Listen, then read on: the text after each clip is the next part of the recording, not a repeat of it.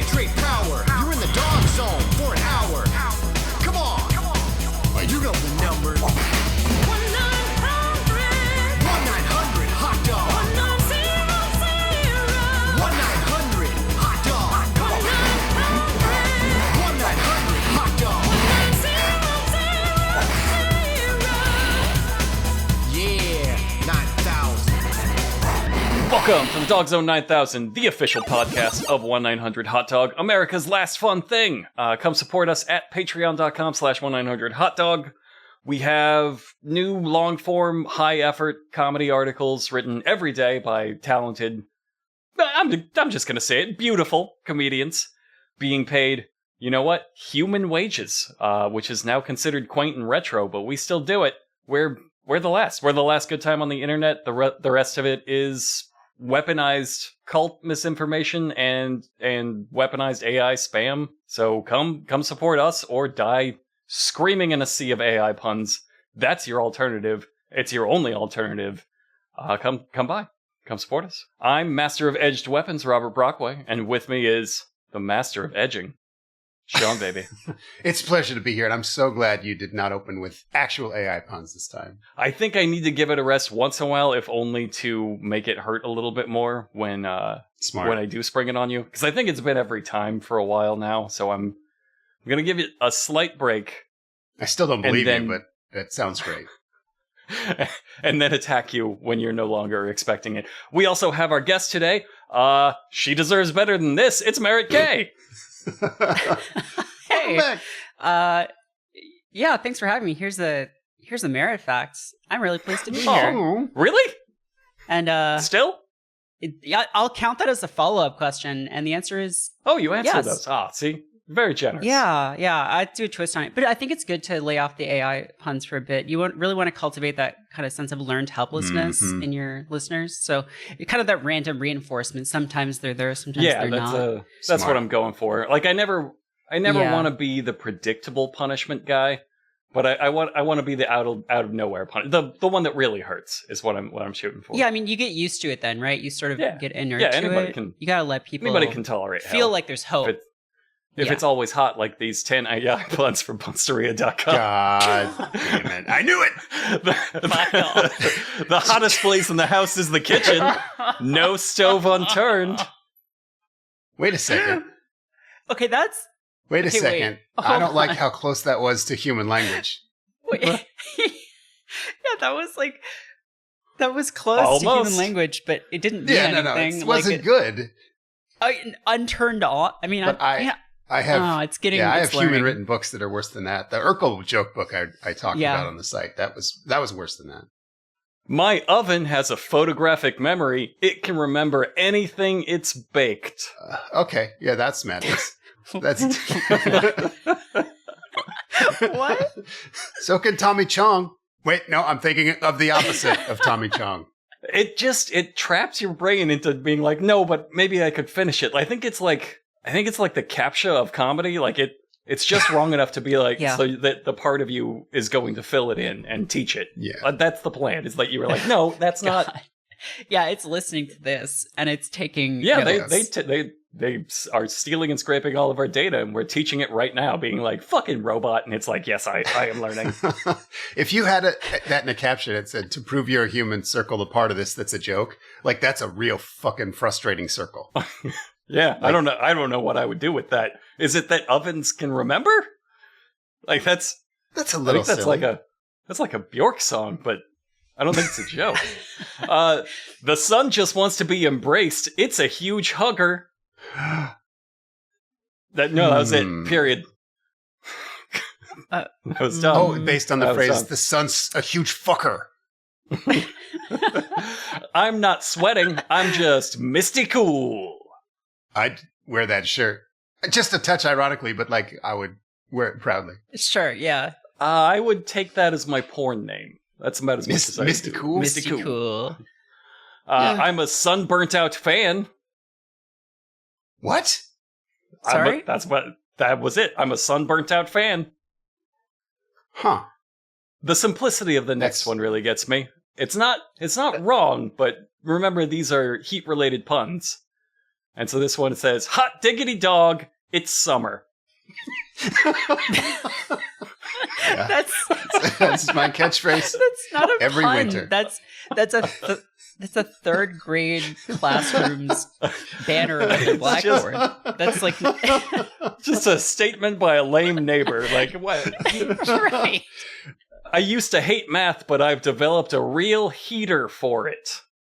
Is that like boner? Does it think that's like boner? That's how a robot describes a boner. Yeah.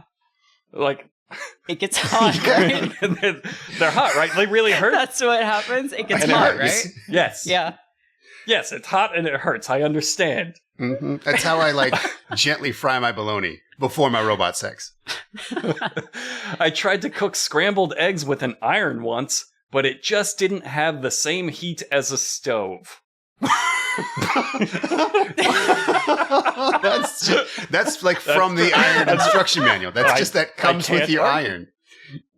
You're right. Do not cook egg on. It's true. I can't make top ramen on an iron. It's just grasping towards facts and towards like an understanding of the natural world through puns. Look, none of these are puns, but you tell me these make sense, right? These are like haunting in a different direction than they usually are. I'm not very good at discussing temperature, but I do have a lot of fire punt. That's a sex thing. Fire punt. As in, like, a flaming punt. That's when you kick a redhead in the dick. Instead of discussing temperature. And the last one, my favorite one, because it makes me feel very bad for the robot. I don't always rely on heat lamps, but when I do, it's because I'm extremely cold. What? Where are they keeping this? It's trying to tell us, please, I'm so cold. Please, help me. I don't always use my heat lamp, but when I do, it's when I am cold. Yeah, that's from that commercial. Yeah, that's where I've heard that before. Of course. Right. That's a very popular, it's like the Russian Where's the Beef. It's all over. It's all over it. There's no way they use one of the real AI robots, right? Like, this isn't Chat GPT. This is... No, dude, we burned down a rainforest for that. That thing you just read.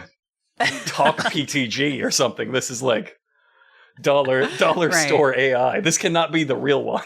I don't know where they're getting this brain damaged AI. No, it has to be better than this, right? Like if I can't find a job because of this, it has to be better than this. Like it doesn't. It does. This is the thing that destroyed all human art. Our human writers were better than this, right? Is this the robot mocking comedy? Is it like it doesn't appreciate the value of comedy because it's not productive? I'm not letting this fucking robot let me doubt myself. That's because today we're watching Heat, the movie Heat, but not the good one. Not the good one. The 1986 one starring Burt Reynolds and Burt Reynolds' many outfits. I hate to be crass and commercial, but speaking of not being able to find a job, can I plug something? Oh, of course. I'm working on a video game. Oh, hell yeah. I mean, it's mostly just words and pictures, but like most things. Yeah, I mean, that's sort of the format that we love here. It's called Fledgling Manor, and it's about a reality show for vampires. So it's like all right, kind of like Big Brother, but they get killed every week instead of just evicted from the house. And it should be coming out fairly soon. Oh, so really? If you want to, it's been like we started working on it like 2 months ago and just have like hammered out like 100,000 words. It's a visual novel. So, so if you go to insecretplaces.com, you can sign up for our mailing list and we'll tell you when it's coming out. Well, awesome. I didn't know about this. Is coming out soon. And that is not the only reason I'm here. I definitely also want to talk about Heat from 1986 starring Burt Reynolds and Peter McNichol. Man, I've forgotten about capitalism entirely. This is like the second time in a row that I've just forgotten about plugs. And we are not ad supported. So it's just, Also, go listen to Big Feeds if you don't already. Yeah, we don't do that either. Yeah, you should. That show's really good. Wait, we have like a store now that I don't think I've told anybody about. God help us. Brockway, did you tell him about the Patreon? I did at the start. And so I was just steeled against the puns the whole time. I knew they were coming, and so I wasn't even listening. I think I wiped out all of your goodwill in memory of what the few things I had done right with the assault on puns, which is fine. It's justifiable. We're just bad at capitalism. That means you need to help us. We're like an old lady trying to cross the street of capitalism, and you need to escort us because we're going to die. We're gonna get hit by a truck if you don't. Get hit by a truck, and then the driver leans out and says, "I don't always use my heat lamp, but when I do, I am very cold." And then you'll feel bad for the driver. God damn it! You know what? I think our show starting with puns is a better way to start something than this movie started. Just like right off the bat, I think. Yeah. Okay. Let's settle one thing. We're trying to make these podcasts a little bit shorter, which me taking 20 minutes to read robot puns doesn't help. So can we save all of the behind the scenes making of information if you've done that research for the bonus podcast? And we'll try to just get through the movie. Great. Yeah. I didn't do any anyway. I just watched the movie. Me neither. I engaged directly with the text of the art. Yeah, I like to let the art speak for itself. Mm-hmm. You don't have to do any more. We'll talk about it in the bonus podcast. And I just also, before we get started, I really want to thank you guys for sticking with this. I know I sent you this and you're like, okay, let's fire up this fun movie. And it starts with the brutal aftermath of a sexual assault. Very first scene, real sorry. Real sorry. I hope you agree it gets funny. It's only uphill from here. Yes. Look, it starts with a horribly beaten woman being dumped in front of a hospital over the credits. Heat. But Peter McNichol. It only gets better. It is like a backwards run movie where it starts abysmally low and then just gets wilder and more fun as it goes on. But the tone is, there are so many tonal shifts, and the tone is real dark, and you are not expecting the directions that this takes when this opening scene rolls. I'll tell you when it starts to get fun to me, and it's the exact moment everything gets a little bit fun to me, and it's the second I see Burt Reynolds on screen. He always just cracks me up. I agree that he's very fun to look at. I love Burt Reynolds. It opens with him being super creepy and hassling a woman, and I was like, oh, this is one of the rare Burt Reynolds bad guys movies. But I guess I don't want to spoil it because there is a whole lot of shit that happens before we find out he's a good guy. This whole scene is, it's all dark, and maybe it wouldn't have played as dark if they hadn't opened the movie with a battered woman being dumped at the side of the road. But so I guess I'm already explaining it. He's a creep and he's hitting on this woman, and then her boyfriend shows up and she's like, dude, we got to get out of here. Burt Reynolds is hitting on me. And he's like, fuck that. I'm not scared of Burt Reynolds. And then Burt Reynolds bullies him like a comic book. He tears off his toupee and he finds out his name is Osgood, and that's not good for a bully to find out. And he actually says nah nah nah nah nah when he pulls the guy's toupee out. And he starts petting it like it's a hamster. He's petting the wig, yeah. That was a good bully move. If you got the guy's toupee, you gotta do some bits with it. They're the only people in this roadhouse bar. There's literally no one else there. And when Burt Manilow I merged two guys into an incredibly powerful man. That is a very powerful man. Burt Reynolds, right? Diamond Manilow. But when Burt is being really pushy, he's like, hey, I'll put a song on the jukebox. And she's like, I like Barry Manilow. And so I'm immediately like, oh, Barry Manilow. As a child of the 90s, I know to laugh at that because to me, Barry Manilow was only ever a punchline growing up. He was a punchline in a Weird Al song. And when Weird Al is dogging on you, it's over. Mm-hmm. Yeah, you're a John Tesh. Osgood. But yeah, absolutely. But then I got to say, when this Barry Manilow song comes on, I'm just like, holy shit, is this Barry Manilow? Has he been like this the whole time? And it's no, he just kind of went nuts briefly in the 80s and did this song called I'm Your Man. That kind of kicks ass. It must have got to him. good ass song. I don't I know. had no idea this was Barry Manilow. I thought Burt Reynolds just like hit the wrong button on the jukebox. Right. That seemed like a Burt Reynolds move. Yeah, no, I'm with you. He was like shorthand for boring, lame thing your parents like. Mm-hmm. So it totally must have got to him. And he's like, oh yeah, what about this? Yeah. And then they're Check like, this okay, new wave dance hit. Everybody's like, all right, Bert, let's hear more of that. He's like, no, I don't have any more. That's it. So yeah, he's a total creep in this scene. He is like, he is smacking a woman's ass with a pool cue and like getting real close to her. And you're like, oh, okay, is this like a complicated Burt Reynolds character that's going to go through a redemption arc? And then he starts getting his ass kicked by this guy. And he's just like a weenie yuppie. They should never have been in this bar in the first place. And he gets his ass fucking handed to him by this guy.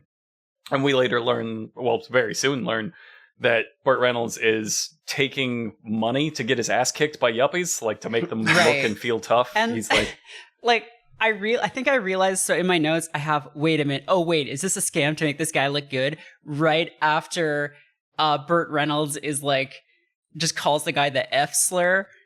And like, I'm like, oh, okay, no. There's no way. This movie, I know it's the 80s, but it's still like, you don't make a guy look like a cool guy, a cool, good guy by doing that. Like, something's up. Yeah. And then it's like, oh, okay, yeah, like he's getting like just the shit absolutely kicked out of him by this bald nerd in a suit. And I'm like, this is a scam. There's no way this is real. It's got to be.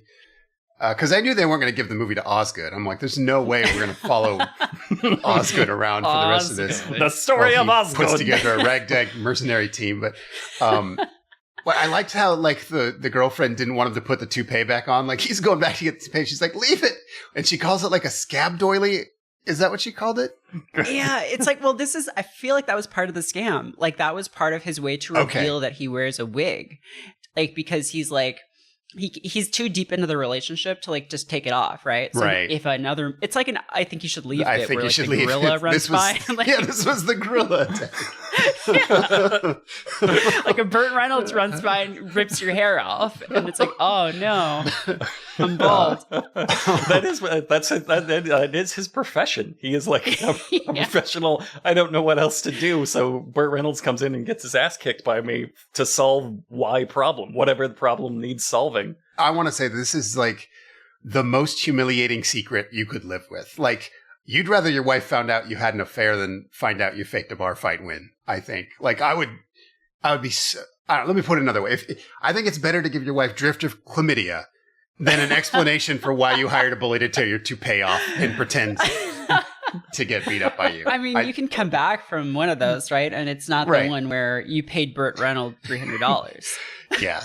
God, because she would tell everybody about it. It'd be like an entrenched part of your entire shared life. Like 20 years from now, if you said, that guy, remember that guy? Oh my God, yeah, that's the day I knew you were a tough man. Yeah, no, I faked that whole thing. She'd be like, everything she knows about you would be shattered. Also, she's going through the rest of her life thinking like, I know he looks like a weenie, but he's fucking Van Damme over here. Ass. Like, yeah. He turns into the Hulk. So if anybody threatens us, right. Do your thing, Osgood. Yeah, she would like recalculate all the danger they've been in all those years. Like, oh my God, any one of those people I was talking shit to could have called my bluff. I'm like, my husband had fucked you up with his super karate. And then she's like, oh my God, we could have died there. We could have died there.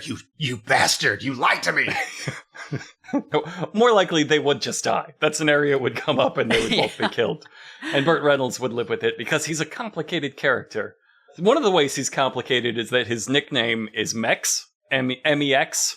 Is it? I thought his name was Max. Nope, it's Mex. His nickname is Mex, and we learn that when they head to the diner the next day where Osgood shows up to give him $300, and one of Burt Reynolds' friends like wanders over to him and says, I got a joke for you. I hope you don't think it's racial. And then he tells several very racial Mexican jokes that Burt Reynolds hates.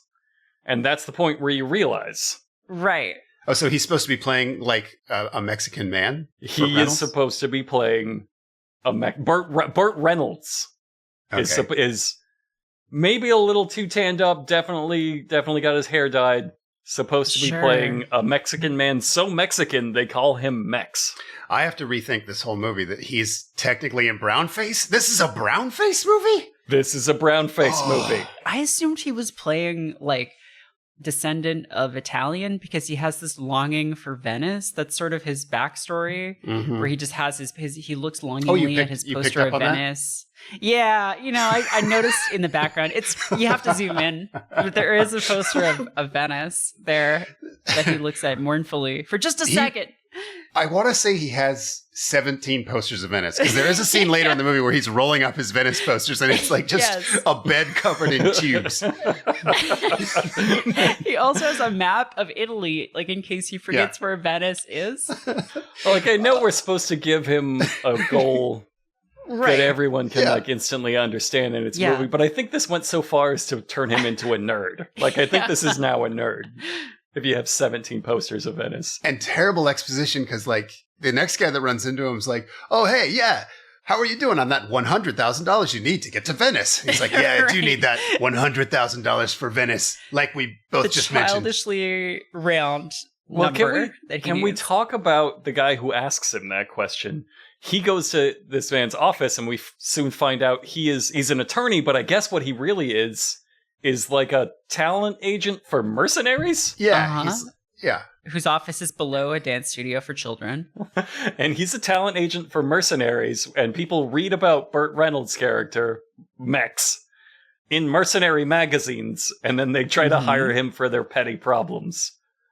And his name is Pincus Zzone. Amazing name. Yes, I was about to say. This guy's Johnny Fever from WKRP, and now he's Pincus Zzone. Pincus Zzone, the mercenary talent agent. Burt Reynolds, mercenary talent agent. Thank God we stayed through the sexual assault to learn to have fun again. It sounds like a combat golem. It's like, our greatest rabbi sorcerers have summoned Pincus Zzone. Yeah, that or just like a deeply offensive caricature of like a Jewish person, but this character doesn't. He's not like he has any like stereotypical affectations. He's just no. I'm Pincus Zzone.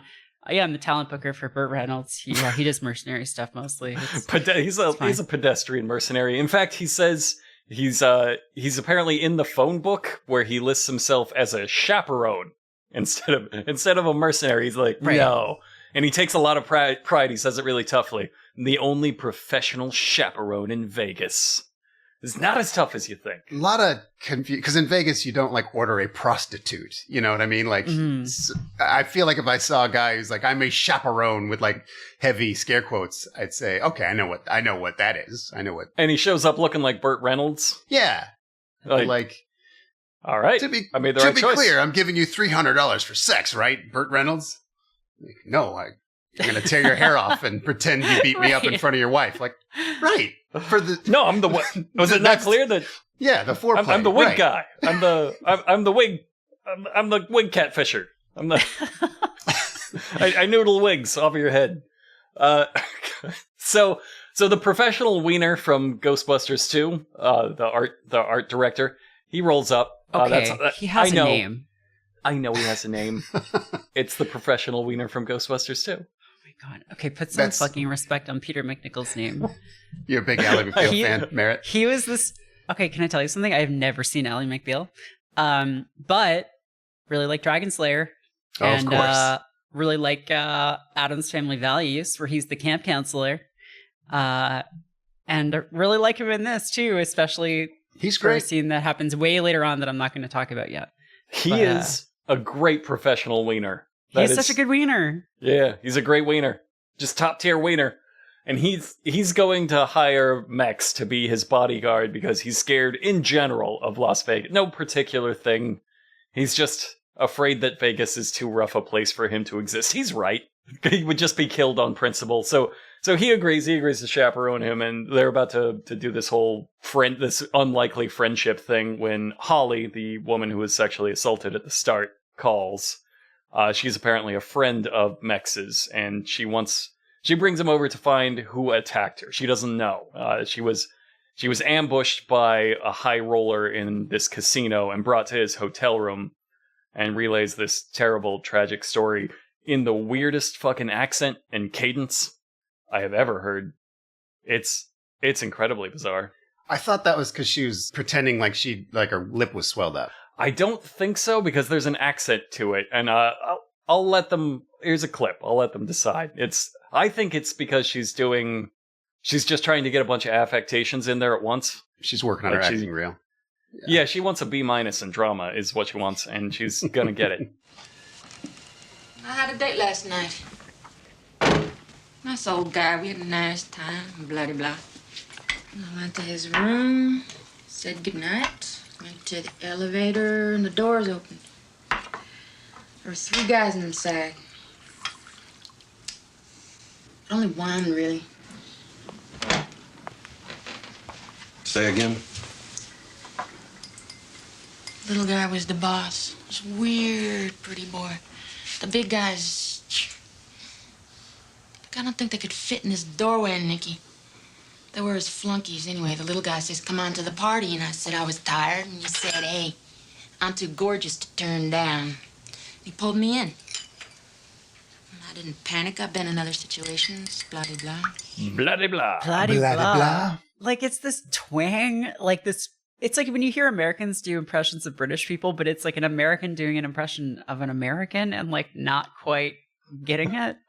It's so That's weird. a good way to put it. Like, I don't know where you're from, but you're trying to be from somewhere else, and I don't know where that is either. It's just there's a lot of very strange performances where, like, I feel like everyone's acting as hard as they can. Yeah. That was some dinner theater acting, though. That was like I'm just a Southern belle. I've seen war. I've seen tragedy. Blah blah blah. Blah blah.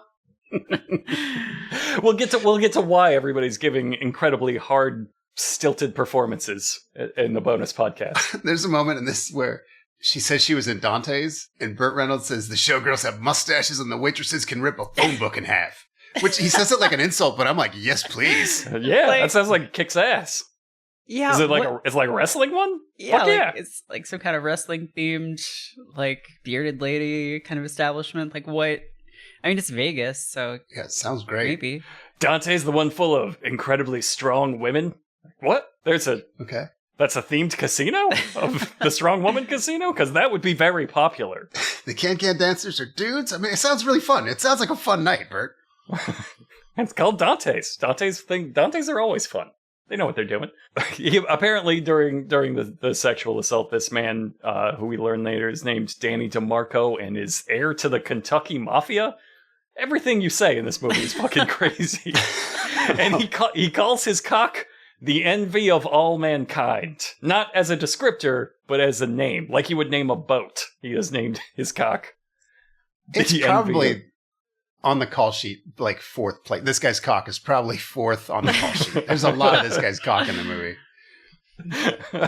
Yeah, I want to say it's not quite the inciting incident, but it's definitely the MacGuffin that carries the rest of the movie through. Is the condition of this man's penis. It's what we use to advance the plot. And I'm not making a joke. She wants his nuts in her hand. She says that twice. 3 of them with guns. You gotta do it. You gotta go in there and soften them up and give me my chance. Chance for what?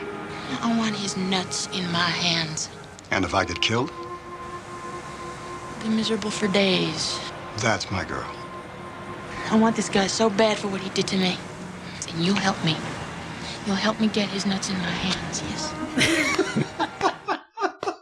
Just to be clear, I know what I said before wasn't a mistake. No, yeah, but it's weird. Like, so at first she's like, I want to sue him. Like at first she just says, I want to sue him for this. And like, that's sort of like what she's giving him to go on. And we don't get to like this whole like, oh, I actually want to like, you know, an eye for an eye or whatever, ball for something.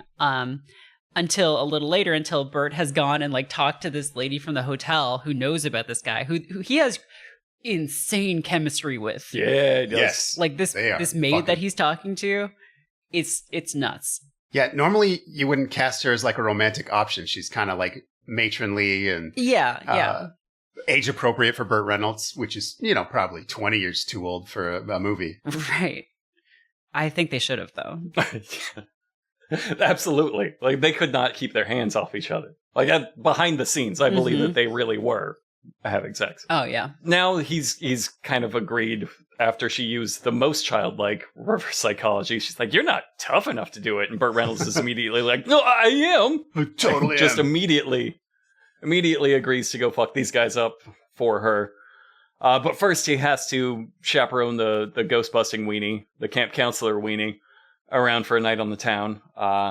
It's fun, but it's okay. I'm gonna say it's a weird choice for this movie that started off with like neo-noir darkness, like, oh, the sexual assault and this scumbag stuck in Vegas is gonna try to redeem himself by defending her, and now let's stop and do a little Rob Schneider movie. Like, I guess we'll probably get into this. I didn't look up much about the making of this movie. My sense is that it was probably a troubled production, but this is two movies jammed together. Absolutely. And when they meet at like the apex of each, it's completely insane. But this part here, when Peter McNichol is like, I'm going to gamble. Oh, all right. I'm going to gamble now. Is a line that he says. And then he's like, my God, I won. And he's a weird little freak about bizarre. it, right? Yeah. He's such a weird little freak. Yeah, he's a weird little freak. And Burt Reynolds is immediately just like, all right, this guy is like, he's fretting over. He's like, oh, I don't know. If I bet $5, the thing is, I could win $5 back, but I could also lose that $5. And he's sort of like thinking through the logistics of the process of gambling. Yep. It reminds me of that other movie that you guys talked about like a few months ago. Fever Pitch. Fever Pitch, Pitch, yes. yeah. Sports. We're betting, on yeah. like a string of movies that don't understand but extensively talk about gambling. They happened in Bangkok Knockout last week too. That's true. Yeah. Holy shit! Maybe that's the thing that unifies our podcast. Wow. There's a thing that's about this character. Everybody knows Mex. Everybody knows Nick. Mm-hmm. And so all the characters are like saying hi to him or coming up and talking. And there's one part where this lady just drives up and screams, "Hey guys, want a blowjob?" And then Burt Reynolds like, "Oh, how's it going, Kathy?" And then she didn't have her glasses on, so she didn't know that she knew him. And she puts her glasses on. Oh, hey man, sorry for offering a blowjob. And then they say Merry Christmas to each other. I think it's the traditional Las Vegas so Christmas weird. greeting. Do you It's want a like- blowjob? Do you want a blowjob to you? It's like the filmmakers knew that, hey, we got to have the other characters in the movie. Oh, everybody knows this guy.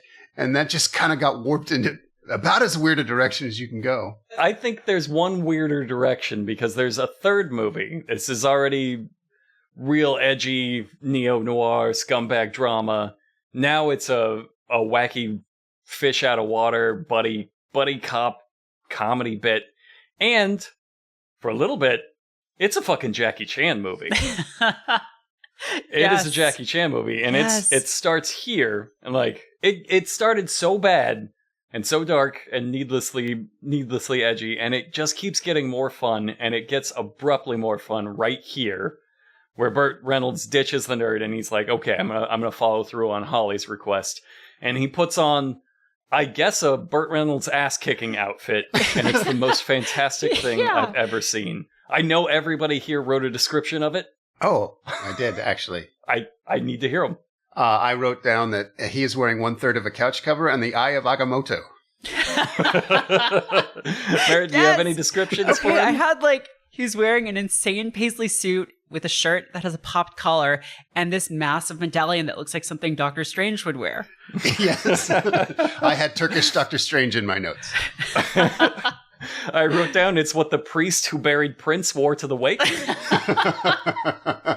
I also had Moon Pager Salesman. I'm not sure that makes sense. He's got, and it's Burt Reynolds, so you got to picture Burt Reynolds in kind of brown face. He's got this black and white paisley silk blazer, these huge lapels, even bigger shoulder pads, and he's got frilly, furry cuffs on the jacket.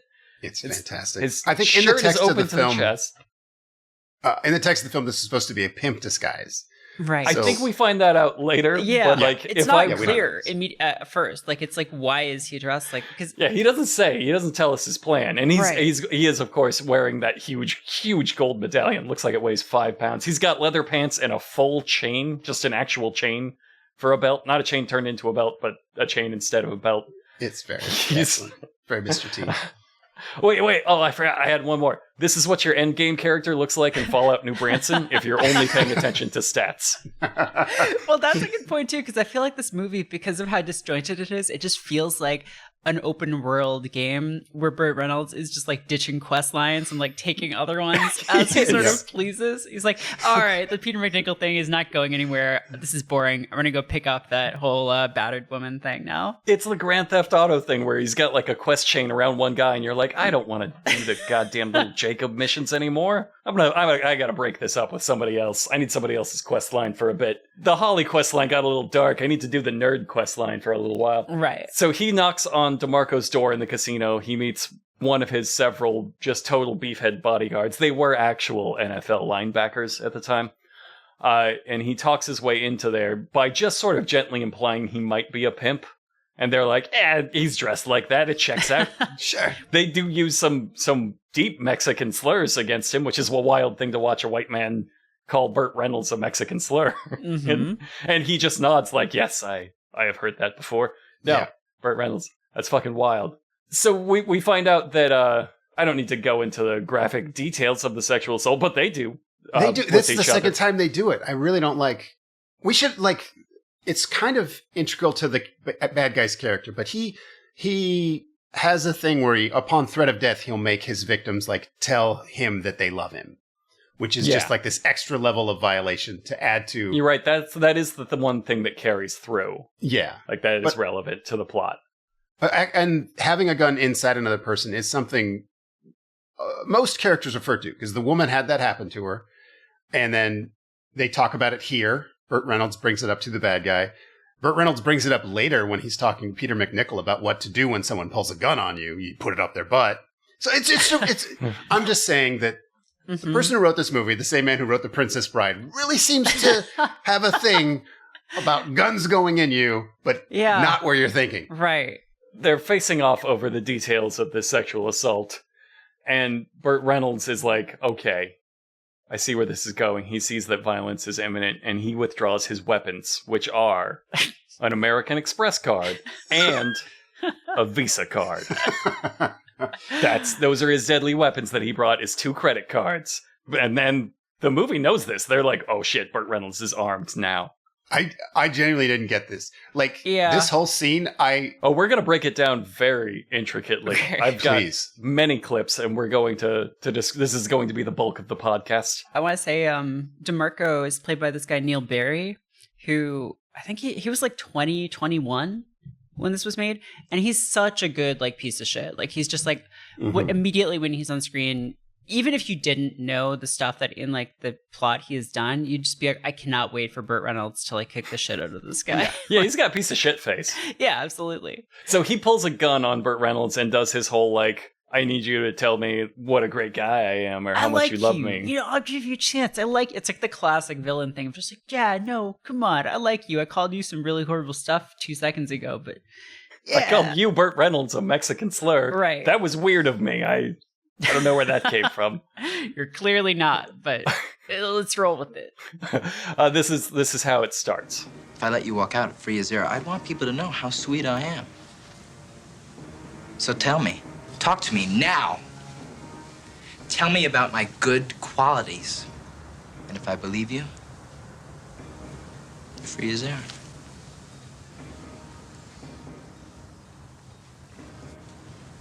You're a peach of a guy. You're number 1. You're a swell fella. Peach of a guy. Yeah. You failed so far, Nick. But I like you. I do. So I'll give you just one more shot. So go on. Tell me about my good qualities. Sinister. Dun, dun. My good Dun, qualities. dun. Dun dun. Dun, Dun, dun, but dun, the dun. music's right. Shit does kick off in what I think is one of the greatest fight scenes ever filmed. We're gonna dissect it. 15 out of 10. First, Burt Reynolds. I'll play the sound clip first and then explain what you've just heard. Get him out of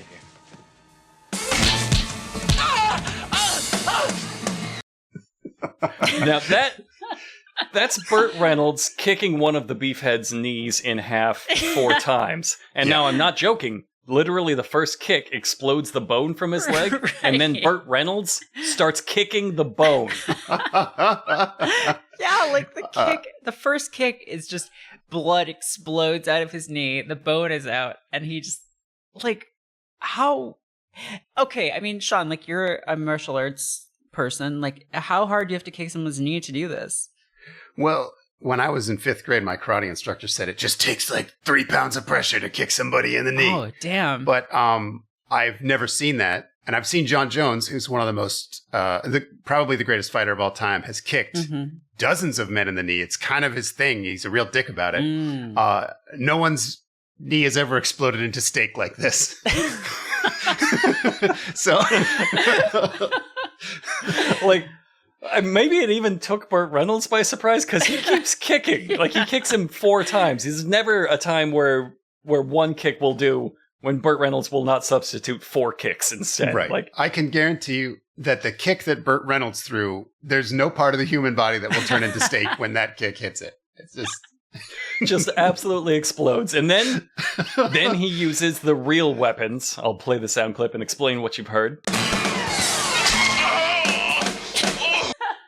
Now that is Burt Reynolds slipping the credit card between his fingers like Wolverine and slashing their faces, because he's like a charge card Gambit. He slashes their faces open with his credit cards. He's charged them with financial energy. Yeah. Is this in like any like because I know you write like a lot about a lot of these like personal self-defense kind of books. Are there any that are like, oh, for an improvised weapon, try putting your Visa card between your fingers and slashing your attacker's eyes? It's funny. I have several books on exactly this subject, and none of them suggest a credit card. That's too stupid even for them. I have a book that shows you how to kill a terrorist on a plane with a food tray, with like a 1970s airline food tray. And I do not have any about slashing somebody on the nose with a credit card. All right, so here's what happens next. I'll play the sound clip and explain what you've just heard. First, it's important to establish that those little musical sings, that's not the clip repeating. Every time Burt Reynolds makes a cool move, that musical sting plays. So, and he's doing this in rapid succession, so it's just going off over and over and over again. And what that sound clip was Burt Reynolds turning and frisbeeing his huge gold pimp medallion, like Sailor Moon's Moon Tiara action, straight across the room and into DeMarco's mouth so hard he flies backwards from the impact, slams into a chair, and slides across the room. Again, from getting hit in the mouth with a frisbeed gold pimp medallion. Incredible. It reminds me of when Tom Berenger was killing guys by frisbeeing books at him in The Principal. I at this point, I did not know he was supposed to be a good fighter because all this was so fucking stupid that I was just like, this guy's just like, is his power that he's really lucky? Because he doesn't seem to know how to fight. Right. I mean, it kind of is. At some point, it sort of is. But no, he's supposed to be the deadliest man in the world. This is all supposed to be dead serious choreography. I know sometimes we break into like a Rob Schneider movie. That's not what this part. This is the dark part. And keep in mind, Burt Reynolds is dressed like a pimp costume that would get you kicked out of the party for wear. This is the next one. I'll play it and explain what it was.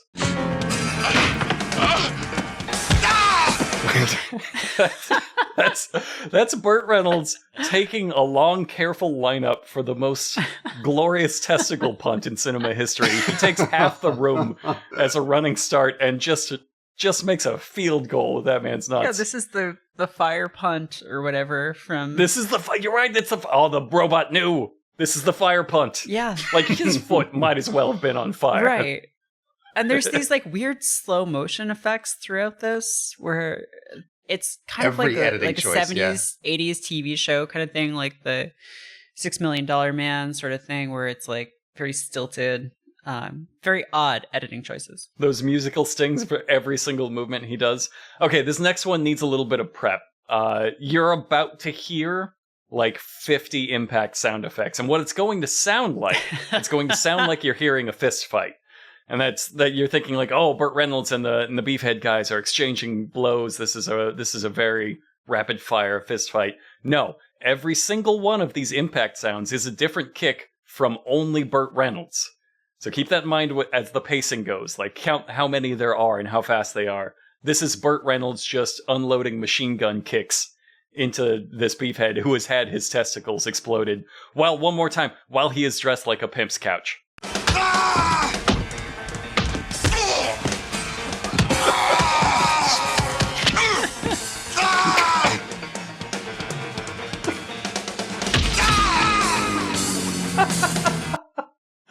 The Fucking pause amazing. there I like so much, where he's like, did you have enough kicks? No, you need one more kick. So many editing choices went into this that it's kind of hard to tell when Burt Reynolds is just going nuts on a guy's dick, or if it's like cutting back and showing it again like a sweet Jean-Claude Van Damme kick. Yeah. Because he'll there's one part where it freeze frames, and then it jump cuts, and then it slow-mos and pauses in the middle of a fall, and then slow-mos again, and then it's just like, what are you, they hit every fucking button on their machine. Right. If they had like emboss buttons and like flips and stuff, they would have done that too. Starlight and Boss. Drop shadow. There's a part where he does like a jumping knee to the other goon, and like there's an echoed like and it's like he beat the guy in Street Fighter 2 or something, like as he depleted his health bar. Now so his fucking final funny. move, maybe the same you're talking about, is Burt Reynolds. I interpreted it as a flying 2-footed drop kick, but what's great about this is how much run up he gets, because this is to the Beefhead who's had his knee exploded and is completely out of the fight. He's just standing there. And Burt Reynolds sees him like a cat seeing a mouse, and gets this running start over the entire room, gets, I want to say, 12 feet of air, catapulting this Beefhead across the room into a glass table. The run-up cracks me up. Just listen for the footsteps.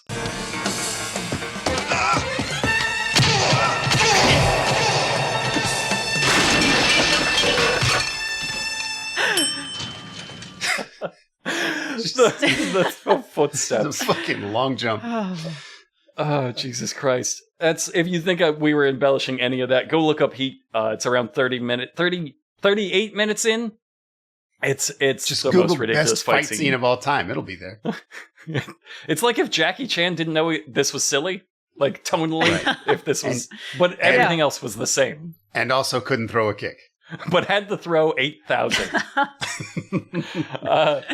So that ding was Holly. That was Holly coming up the elevator into this hotel room, just spattered in goon, just dripping with goon. And she says, "It's them." So it was in question? Yes. Right. It was not Burt Reynolds ate 3 men. He just Jeez, he good. shat them out on the floor and brought you in to identify their bones. It's them. What if it wasn't them? What have you done? He did say that I got a pretty serious lawsuit on my hands. Like, he's joking about what would happen if it wasn't them. So he has DeMarco tied on the floor, and Holly whips out the envy of all mankind, which was his cock. And then she pulls out gardening shears, and like, oh, it's on now. He tries to bribe them with $20,000, and they do take it. But then she also takes his cock and the gardening shears, and you think she's gonna cut off his dick, and like, oh, this is such a dark, serious movie. And what she does is gives him, and they repeatedly refer to it this way throughout the movie, a little tiny cut on top of his penis. Like, she tries to get Burt Reynolds in on it, like in on like the sexual torture that's happening, and like, to be whatever, fair play, I'm not judging, but like that's what it is. And he's just like, "No, this is your show." He's like, "I'm good." Like, I really he's like watching that. though. you like do He's your watching that penis. thing. I'll watch, but like I'm not gonna like get myself involved in this. You know, it shows that I'm not here to torture people. I'm you know, I got paid to get the guy's dick in your hands, and my Right. job's done. What you do with it, it's up to you. It also had the tone of a guy who didn't want to be in the movie, which I thought was really funny. Yeah. I don't like that they give us too many details about the penis. We know so much about everyone's junk for the entire movie. Leave something to the imagination is all I'm saying. Like, Right. you could show a battered woman getting thrown out of the car. We're like, wow, we know what happened. She doesn't have to explain it literally 3 different times in the movie. Just like this penis. I guess we need to know whether she cut it all the way off, but like we don't need to like know the depth of the incision and things like that. And the placement. It's specifically on top of his penis. Exactly. It's very clinical. I shouldn't know that. We don't have to know that. And they say that every time. Every time they speak of it, they're like, the little cut on top of his penis, which is named the envy of all mankind. Mm-hmm. But she loved this. She was like they take the money, right? And they're leaving, and she's like, "Oh, just left torturing that man." Like, oh, that was no regrets. Swell. And, that was a lot of fun. So she splits the $10,000 with him. Well, she tries to. He denies it, and then she like sneaks it back to him using like another just nearby wiener. Like, Yeah, I don't know what was are strange. wieners a natural resource in Las Vegas? Like, this is your classic 80s college professor in a sitcom, and he's there for no reason, just to relay the 10K. This is another, like, she took such a giant dump in this man's life. She's like, hey, go give this envelope to that guy. Most people would just be like, no, you do it. But, like, there's $10,000 in it. And he goes over and he's like, here, she said to give this to you. And he pulls that $10,000. That guy for the rest of his life has to think, like, well, I could have had, all I had to do was just not do someone a favor. And I would have had $10,000. Why did they do that? Was this a trap? Did I fall into some kind of a trap? You would be wondering, like, am I criminally implicated? And the answer is yes. Yeah. You're accessory to dick crime. So Burt takes the $10,000 and goes gambling, and he stumbles across the ghost-busting wiener. We now have to differentiate wieners. There are so many wieners, metaphorical and otherwise, in this movie. And it sort of teaches him how to gamble and teaches him how to be a friend. He turns his $100,000 or his $10,000 into $100,000, which is the magical amount that he needed to go to Venice for 5 years, which was his goal. Yeah, he gives just 5. There's this whole very long scene of him playing blackjack, and he gives this like weird speech about like, well, I see what you've got, and here's what I've got, and I need a 2, and you're gonna flip over a 2, right? Because it's like his friend who was dealing. You're gonna give me a 2 right now because that's what I need to win, and that's what's gonna happen, and the 2 is gonna come up for me, and then it does, and she's like, holy shit, I can't believe we're in a movie right now where you got the 2 you needed. And you think like she's cheating, right? Because he's only getting 20s and like 21s and just constantly winning. And it's like, but it doesn't seem like that is the case, actually. He's just insanely lucky. I didn't know if he was super lucky or if he was somehow manifesting reality or right. They could have been a cheating thing. Weird. But he talks like in this scene and for the rest of this movie, he kind of talks like a space monster. Like he's just like like not talking like a human being would when he's like explaining what gambling is or how blackjack works or any of these things. Or fighting. Or just like any of this stuff. Was there a version of the script where he was just this weird badass that everything went well for? He's like, you're gonna fucking give me that too because I'm the fucking destroyer. And then he like went and killed all those guys, and then they added the battered woman and they added Peter McNichol, and then the movie turned into slop. But I don't know. Yeah. It feels like this was part of a tough guy movie that once existed, and now it's just weird. Like why is he winning? It's because it's many separate movies. Like these movies they do meet, but it's very strange. It's very awkward when they meet. Right. These movies have no chemistry with each other. And we've only kind of touched on it, but like throughout this movie, there is like this omnipresent saxophone that is just playing like all the time. Sometimes there's an acoustic guitar playing too, but it's just like this like incredibly loud saxophone, like this mournful sax playing. Well, Burt Reynolds' character does complain about headaches. I thought maybe this was that. Is this an artistic choice? Oh, I thought it was the saxophone playing inside of his mind always. Yeah, and he's got a mind saxophone. That's what's giving him the headache. I don't know. He's haunted by a brain saxophone. A tumor that is manifesting in saxophone all the time. So he has like this plan, right, to go to Venice.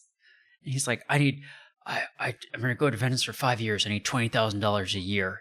And Peter McNichol's like, okay, so like what then? And he's like, just question marks appear above his head. And I'm like, oh, I see myself in this character now. Because he's like, oh, I need this much money to survive the next 5 years. And after that, like, I don't know. I'm basically Right. a different shit. person by that point. It's not my problem. It did occur to him that for the very first time when the wiener raised that Right. point, and then he immediately switches. He says, "Fuck, I need $250,000. Yeah. That'll be like, I don't know, 12 years." That's like infinite money, but I will be a millionaire with $250,000. He's right. Oh, that's up. So he loses all of that because at the last possible moment, I guess because he got greedy. He had magical luck up until that point. And now the movie stops to be about him and the Ghostbuster weenie. He's teaching the Ghostbuster weenie how to be tough. Yeah, he's called Duke now. His real name's Cyrus, but they decide he needs a tougher name. And his backstory is that one time he saw an old guy in Boston with a sign on his back that said, "Please don't hit me." He didn't want to be that guy. Yeah, like that guy. He saw a weird guy with a sign that said, "Please don't Right. hit me," and he's like, "Fuck." Shit, I'm gonna be that guy. So he went and read Soldier of Fortune magazine until he found a classified for a mercenary. And this is the movie now. The movie now is a fish out of water comedy as it's Karate Kid. Burt Reynolds is doing Karate Kid with a weenie. And to be clear, there are 30 minutes left in the movie at this point. Yes. Like It's it's like we're fucking starting crazy. a plot about Burt Reynolds teaching this rich kid weenie how to be successful or like how to be cool, and that guy teaching Burt Reynolds how to like do money and stuff. And there is like a third of the movie left. It's like right out of like it came right out of the neo-noir, edgy, drunk detective movie. "Oh, I just lost everything 'cause I'm fucking addicted to gambling. Let's do a Karate Kid, you and me." And like I've got a clip of just this interaction so you can get the tone, the massive wild tonal shift that just happened. All right. And you hit me pretty hard, right? No, you hit yourself. Yeah, I hit pretty good, huh? All right, come on, Ace. You may have created a monster here. All right? Didn't know this was coming, did you? What are you doing now? I'm attempting to bob and weave. Let's forget that for a while. I'm attempting to bob and weave. Is this the same fucking movie? Right. Like also, there's one line read here that I wanted to draw attention to when they're like talking on the rooftop about how Burt Reynolds lost all his money, and Peter McNichol is like, "I'm afraid I'm going to be a man with a sign, and my dad was a compulsive gambler, and that's what you are." We've never really mentioned that up to this point, but I guess Burt Reynolds turns to him and just says like, "I'm an addict." like he doesn't Happy. hit the line right. Like he doesn't say "I'm an addict." He's like, "I'm an addict." Well, I'm a basement. We're the perfect team. Right. It's just very strange. He just does not care. Like he does not give a fuck about what is happening. He just wants to get through it. For the fourth time in my notes, I wrote, "What is this movie?" Yeah. Like, Because we do this part for a very long time, Yeah. and then it suddenly screeches to a halt. Like the movie remembered the rest of the movie. It's like, wait a Right. minute, he's in a lot of trouble. Yeah. Those guys are still alive, and they know what he looks like and what his name is. It genuinely forgot, and they do. They just come. They come to his office. DeMarco goes to his mob to Mex's mob friend Baby, who runs Las Vegas, and they have a mob trial for him in the hotel room. And DeMarco is lying. He tells a lie that Burt Reynolds broke into their hotel to steal $20,000 and shot and killed the two beefheads, which he didn't. He left them alive. And I guess because the reality that Burt Reynolds, of all people, kicked them 1,000 Right. times and slashed their faces with credit cards sounds fucking ridiculous. But he asks, his defense, Burt Reynolds' defense, is two questions. The first one is, why would I need a gun? fucking, this was like a punch to my face. Baby, like all of Las Vegas knows intimately that Mex never uses guns because he's the deadliest man alive and his specialty is edged weapons. Yeah, he's the Joker, basically. Fucking out of nowhere. We were Out doing a of detective nowhere. movie. Like, they had Nowhere. that full fight scene that was supposed to tell me this man's a badass, and it was so dumb and bad that it didn't even occur to me that this guy was a badass. And here they're just telling me, he's known far and wide as the Blade Master. Like, what? Burt Reynolds Yeah. in that jacket. And he's a master of edged weapons like credit cards, medallions, and kicks. Because I've never seen him use a knife. before you know you're dead. Like He didn't use a knife. Has he held a knife in this movie so far? No, he I is don't not. think He's held a credit card. I don't think he kills a single man with a knife, does he? No, I'm I don't sure. think he ever Maybe uses later. it. Wow. I don't think he has yet. No, he doesn't. He doesn't ever. He's the master of edged weapons, and so his cover is, "You know me. I would never use a gun because I'm the knife guy." And then the baby says, "That's why it would be the perfect cover." Because nobody would expect Knife Master to use a gun. He's murdered so many people that he can hide a few gun murders in there. Oh my god. It's genius. He was telling me that he murdered your men with a fax machine and 2 Diet Pepsis, that's the man I know. He would never use a gun. And then Burt, it doesn't work. That would be the perfect cover. So Burt has a second part to his defense. And it's...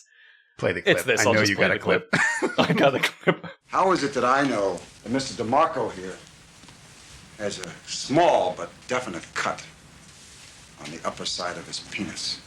The answer is I saw it put there by a sweet young lady with a pair of garden shears. What is this crap? Think I'm lying? You can have him drop his pants. You're not buying this crock, are you, baby? Oh, you better have somebody get a microscope so we can find Mr. DeMarco's pecker. I'm not stripping for nobody! Afraid you must, Daniel. After all, Nicholas here is risking his life on a very unusual long shot. It's a mob Amazing. legal drama about penis evidence? Yeah. That's exactly what it is. Holy shit. Oh, it's so... What? It's Las Vegas law that if you've got a hotel trial for the death penalty, you have to show your undamaged penis right. if requested. There's a thing that I thought the movie was calling back to, too, because Danny pulls a gun, and earlier Peter McNichol asks Burt Reynolds, what would you do if someone had a gun? And Burt Reynolds says, like, oh, if they're 20 feet away, I'm in trouble. But if they got all Hollywood and got close to me, I'd stick it up their ass. So here's the bad guy pulling a gun. I'm like, oh, Burt Reynolds is going to put that gun up his ass. I think it's We'll turn it around. Anton on him. Chekhov called this my ass gun. That's where we get that term. If you shove a gun up someone's ass in the first act, it has to come out in Exactly. the third act. But no, it doesn't. He doesn't get the gun put up his ass. So now we transform into our final movie. We've been hard-edged Las Vegas sleaze. We've been Jackie Chan. We've been Karate Kid with Rob Schneider.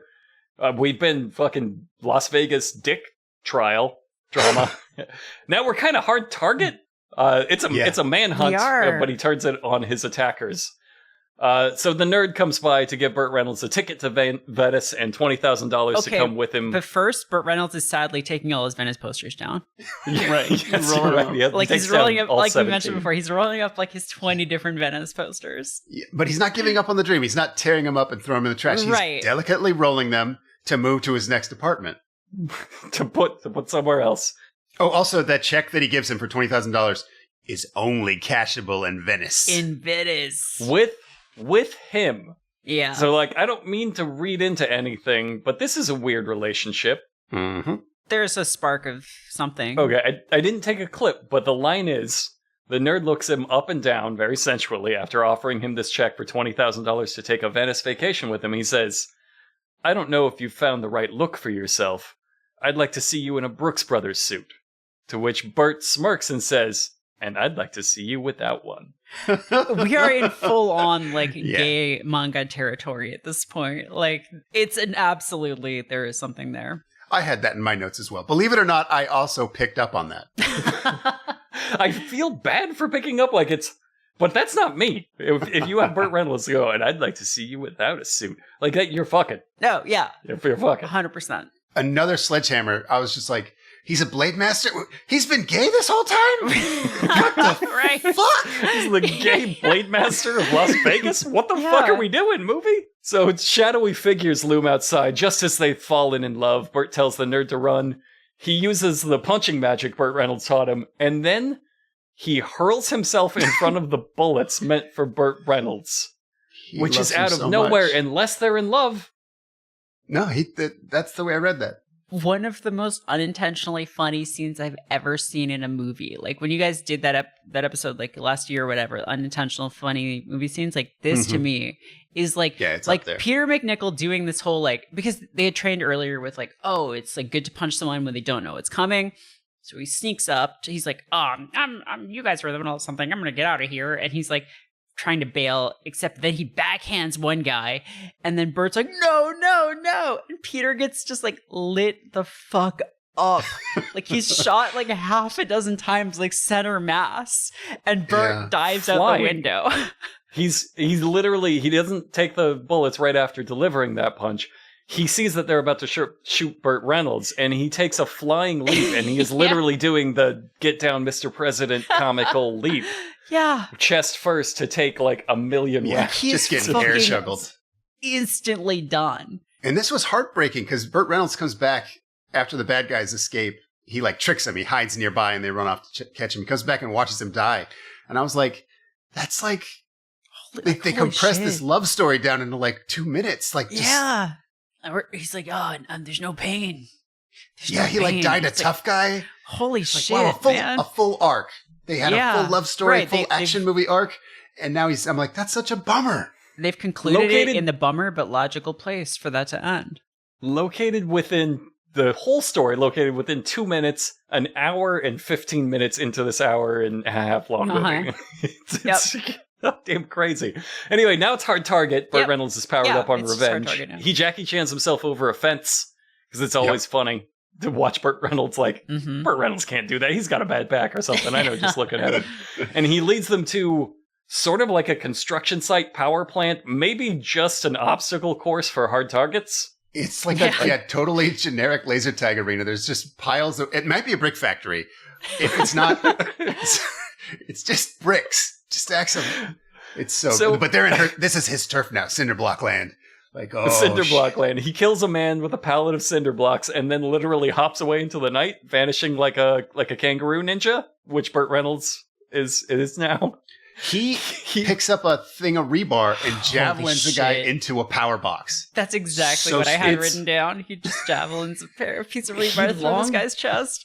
Distance throws it from across the warehouse. We just see his dramatic shadow, like with perfect Olympic form, grabs this piece of rebar, throws it like 300 meters through a man, all the way through him into a fuse box, electrocuting the guy from the inside, and the guy just screams for like 2 straight minutes. But then that's like, oh, surely there isn't going to be like a more completely insane kill in this movie. But like 5 seconds later, he's like finds some old gas cans, douses a guy in gasoline, and then like just like leaps 6 feet into the air and kicks out a light bulb that the sparks set the man on fire. So fucking rad. My notes say fucking sweet at the rebar, and then so fucking rad at the gasoline karate to the light. Like he jumps over this guy's head and like up to the ceiling. And I'm really pissed off because he's been a super Rambo this whole time. This whole movie, he could have been Ramboing. Like, give me this. Whatever script this was in, that's what I want. Peter McNichol's great. He can't unlock his berserker rage until Peter McNichol, his one true love, dies. His one true love. I guess so. He has access to to these depths of fury, you know? That's what set him off. It really is in the terms of this movie. That's what fucking happened, is that it's the love of his life just died, and now he's super Rambo, jumping 16 feet in the air to karate kick a light bulb and turn a man into a fireball. And my favorite part of that is that he doesn't stop and say something cool. He doesn't even break his stride. He just keeps running into the shadows as this man explodes. That was a stealth kill for him. It was a stealth kill. So he retreats to his natural habitat, which is swinging through the rafters like a little monkey. Burt Reynolds. Burt Reynolds. He's like ninja climbing through the rafters. At this point. Yeah. By the way. Like he is exactly 50 jeans, years old. Cowboy boots, probably. He's swinging through the rafters like a ninja. He air ambushes the rest of the guys. He starts punching one guy, and they all just watch him until they're like a quarter mile away. He just punches this guy around a corner through a hallway, and they're like, well, we gotta wait for him to finish.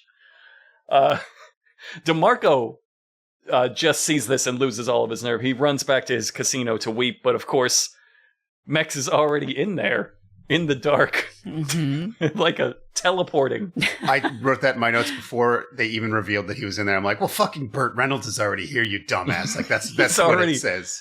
He has merged with the shadows, and he's doing the full Batman. He's like, I'm in the shadows, I am of the night. And while he empties his gun uselessly into the dark, Only it turns out with one of them, he actually did shoot Burt Reynolds, which you never see in that Batman scene. You never see him like, I am the night. Oh, God damn it.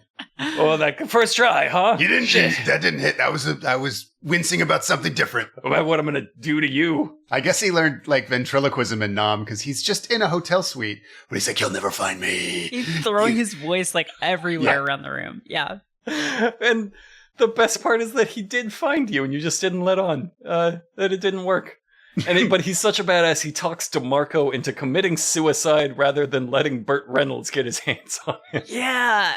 I'm going to rip your face off. And I'm like, in my notes, I have, oh shit, is he trying to make this guy shoot himself? Because he's just like, here's all the horrible things I'm going to do to you when I get you, DeMarco. I'm going to do this, and I'm going to hurt you real bad. It's to the be pain. Scary. Prince Humperdinck. Right. Yeah. And it works. It works. He kills himself. The same story beat that he did in Princess Bride. Being oh taught. shit! Right, because it's Goldman. That's where he's from. Oh my god! That's why he's such a good shithead. Oh wow. Okay, that all came together. Wow, so multiple movies where he's talked into losing himself. Just intimidating sadism is the winning strategy for the hero. That's William Goldman. So that's him plagiarizing himself. His one move is the hero has been really hurt and talks the bad guy into like shooting themselves. It's a weird thing. And ass guns. That and ass guns and penis cuts. There's a lot of penis cutting in the Princess Bride, if I remember correctly. Yeah, remember it exactly in the director's cut. Yeah. And the second he kills himself, it just abruptly cuts to Burt Reynolds lounging in a gondola while hijinks music plays. No. We skip the a part beautiful scene where he's in the hospital and Cyrus, Peter McNichol, is fucking alive somehow, despite the fact that he got shot like 6 times in the chest and was left to die. And that was not in my movie. Died on screen. Sorry? That was not in my cut. What? That wasn't in my cut. That wasn't in my movie. Holy shit. Okay, in my cut, maybe this is part like an artifact of the fact that this movie is just like was directed by 7 different people, but in the version that I watched on YouTube, Burt Reynolds is in the hospital at Cyrus's hospital bed. Peter McNichol is like, I'm going to come with you to Venice. And Burt's like, I've created a monster. And he's like, gee, I hope so. And it's like, that's beautiful, but it doesn't fit the tone of this movie at all, because the tone of the movie is Burt Reynolds bleeds out after he convinces that guy to shoot himself. Like, that's what you think would happen. But that's what happened in my cut. That's the implication. Wait, seriously? Yeah, the implication in my cut is that he's holding his gut and the camera pans down to his gut and then it cuts to him in Venice, like abruptly, and you're left to think, holy shit. You're left to think, oh, this is his dying fantasy. No. They're super cute together. It's like a pilot TV show. Like they're going to set up Super Rambo and Bravest Little Tech Nerd. They get a rom-com ending? Yes. They get a fucking rom-com. There's a rom-com alternate ending? They actually go to Venice and they're like happy and everything's fine. They have a beautiful gay life together in Venice. It's incredible. Fucking what? That is the perfect way for this all to end. This movie that has never been the same movie for 2 minutes and is not the same movie, depends on who watches it. Take us out, Funky Jazz. Oh, yeah. Yeah, I'm gonna rip your face off. I got a feeling you like your face. It's never gonna be over. This part's just in his brain. This is the brain tumor. 3 more steps in your mind. Even if you hit me, I'll get to you. There are 9 shots in the clip. You've only got one. Give you a second. Cut. I'm top of your penis.